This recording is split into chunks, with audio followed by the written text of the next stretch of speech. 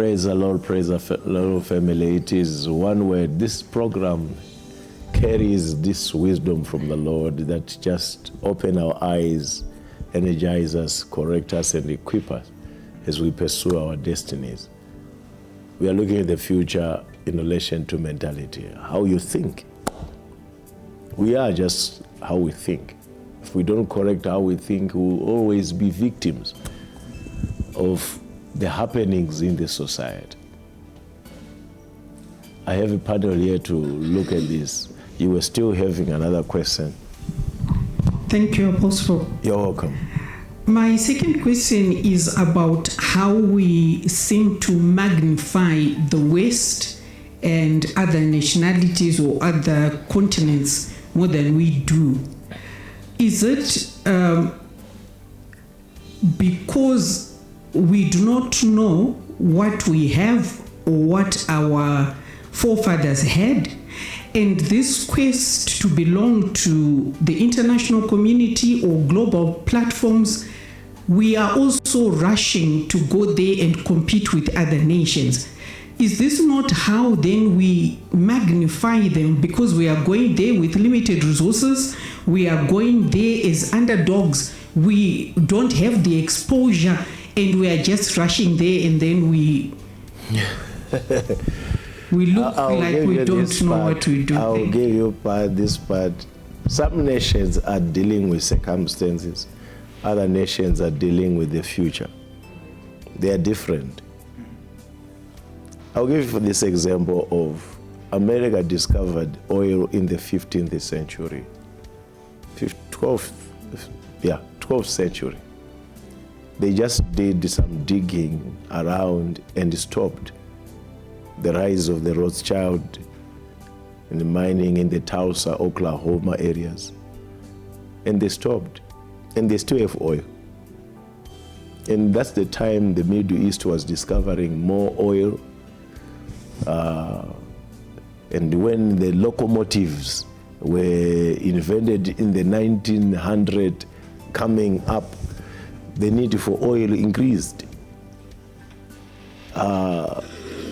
And they had already reserved. So they went on to encourage mining of the oil in the Middle East and the area so that they can use their resources while theirs are in reserve. That's why they were going across all areas collecting gold, diamonds, precious minerals from other nations, yet they're not digging in their own, because they were preserving the future. Our challenge is we are dealing with the present while others are dealing with the future. So our trading and our thinking are different. So when you are trading with them, to them they feel like you are an amateur in this area. Yeah. So you want money today, they want defeat and control tomorrow. So they can actually make you sign and have. I will tell you this, we closed one of our blunders. We joined a group of asbestos, what company, international, and we closed our Mashava mine. Yet that was supplying. Yet now, other nations up to today, they are back. We started to say asbestos causes cancer, what, and we stopped. We lost over 60-something thousand workers.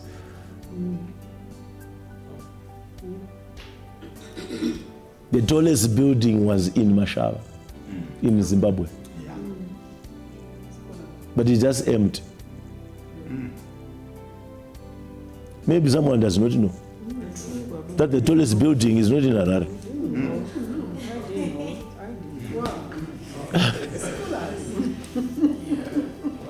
But we just signed. No one proved anyone had cancer from asbestos, and we shut the mine. And it was shut.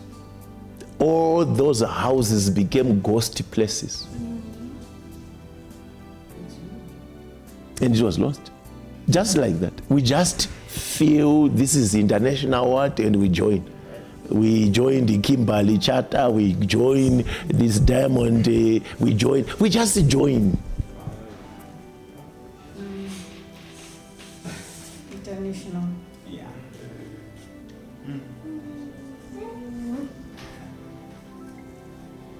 So when it comes to decision, they have a conflict with another country. And the country is threatening them because they have finances. Because in terms of war, when people are making war are not guns. Wars are the finances that back the guns. Oh, yeah. So when they are really making a war with some, they go for what cripples them, a comeback. That's why you find in Exodus, the first thing to be taken was gold, not departure. So that Egypt will never have a comeback plan. Amen. These are how the wars are fought. So when you find them coming and crippling a financial part, they are actually at war. That's a real war. Guns are not much, because you can shoot guns for 1 week, but can you shoot the next week? You need money to get more. I hope you get this. So when they are making trades, they can even see this one is about in 10 years. If this one continue to have this product produced and sell, they will be superpower. They might now have capacity to buy this and develop these weapons. So to stop them in 20 years, let's stop them on this product. 20 years. 20 years to come. Did you hear what they said? They said, we are not worried about the threat against us, but we are afraid of the threat against our generations 20, 30 years to come. They are fighting for 20, 30 years to come. Not today. We want to feed today. We are not solving anything for tomorrow. That's why we are losing land. That's why we are losing minerals. Because we are not addressing anything for tomorrow. We want to cover things today. Our focus is today, not tomorrow. So in that mindset, we are operating and trading differently. Oh, yeah. Totally different. So if they give you a scholarship, to say we are going to give scholarship for your 2 children, 30 children, just know you have 30 children educated, but what are they getting out? Because what's coming in Africa is 162 billion. And 203 billion is living at the same time. So it looks like more is coming. No, more is living.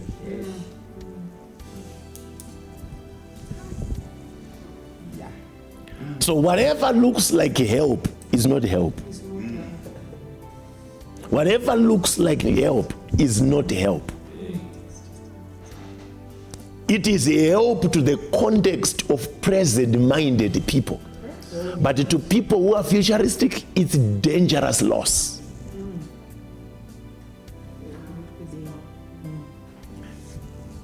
That's why when they see leaders rising in certain continents, nations, they started to make sure that person is weakened.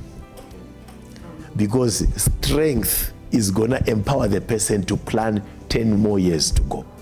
And those years will be putting a threat to the philosophy and ideologies of their policies.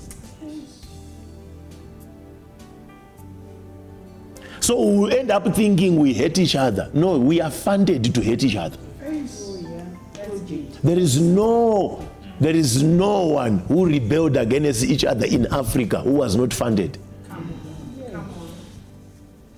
All evil in Africa is funded evil. Child trafficking is funded. Pornography is funded. Slavery is funded. Child labor is funded. Everything that is happening has billions of dollars behind it. Even homosexual is not for free. All those that are in those cartels and groups, they are funded. Some have houses right now. Some are driving good cars because of accepting to be a woman. These are not free things. Why did they come with that? Because they want to stop the population growth of Africa. Because the population of Africa is going to be a threat to the whole world. Why did they inject Ebola and HIV in Africa and not other place? They wanted to reduce population. What about COVID? Unfortunately, God came over Africa and defended it. Amen. All the people that died in Africa are less than the people who died in Europe.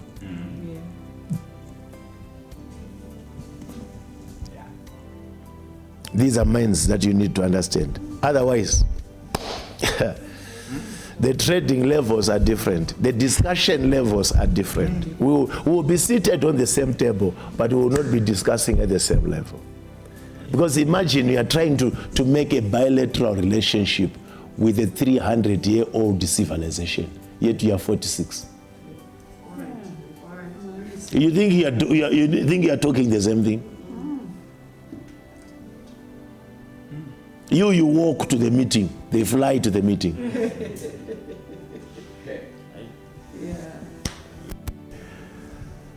You talk with the people with very high standard hospitals in villages, and they will come and sit with you on the table. And you think if they say we will give you 1 billion or 3 billion, it makes sense. No. The discussion level, the table is not living. It's not. It's not. Because if they have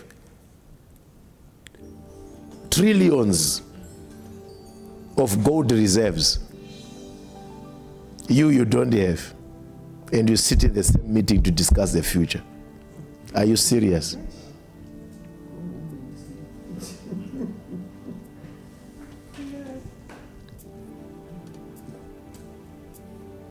Just like right now, our diamonds are being processed in Middle East and in Europe. And those people come and say, let's discuss a deal on diamonds.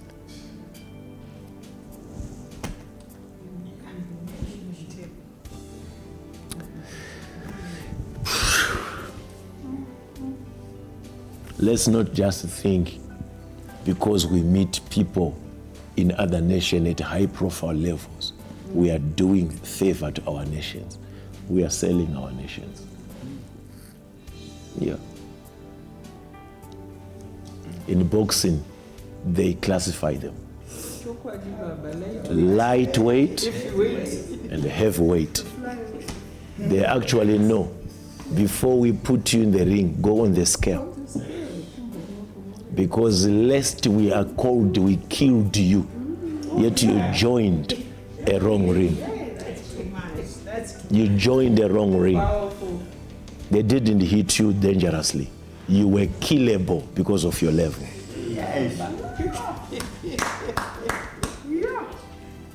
So we need to be wise. So I think our people need to think long term, not short term, not solving crisis, not reactional, but planning the future, of which that's what we don't have. We need to open our eyes to think ahead, not today.